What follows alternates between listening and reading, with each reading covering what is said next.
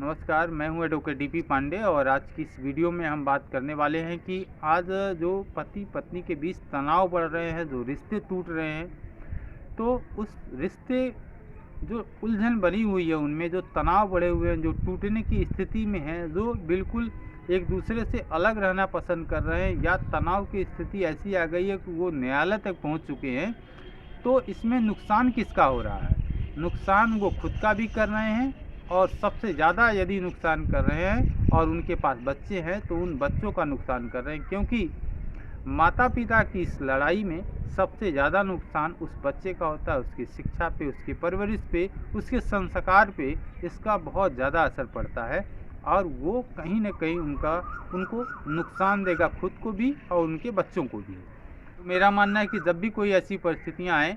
तो पति और पत्नी दोनों को किसी फोरम में जाके, जहाँ काउंसलिंग होती हो, वहाँ अपनी दोनों बैठ के काउंसलिंग करवाएं और जो बेहतर तरीका निकल के आए उसको वो अडॉप्ट करें और उसको अमल करें और अपने जीवन को जिएं। क्योंकि ये जो यौवन काल है, जिस समय वो न्यायालय का चक्कर काट रहे होते हैं, वो धीरे धीरे 15 साल 20 साल लग जाता है सब कुछ होने में, और उनका वो जो महत्वपूर्ण समय है जीवन का,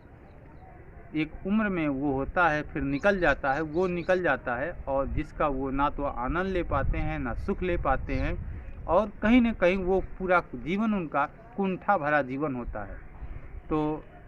काउंसलिंग ही ज़्यादा इसका बेहतर तरीका है। मुझे याद आ रहा है कि सुप्रीम कोर्ट में एक यूसुफ बनाम सोरहामा केस था 1971 में। ऑनरेबल सुप्रीम कोर्ट ने उसमें कहा है कि ऐसी कोई शादी नहीं है जिसमें कांटे ना हो,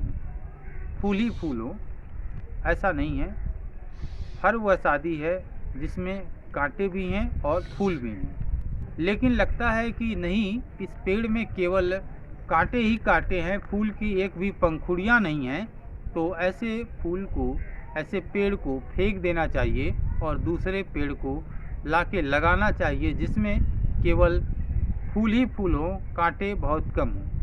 तो मेरे ख्याल से अगर लगता है पति और पत्नी दोनों को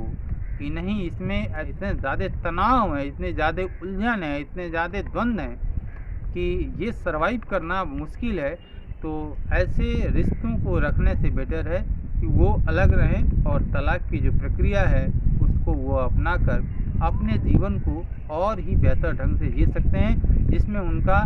जीवन और उनके होने वाले बच्चों का जीवन और उनका कैरियर कोई प्रभावित ना हो और वो सुखी से अपने जीवन को जी सकेंगे। मेरे कहने का बस यही मतलब था कि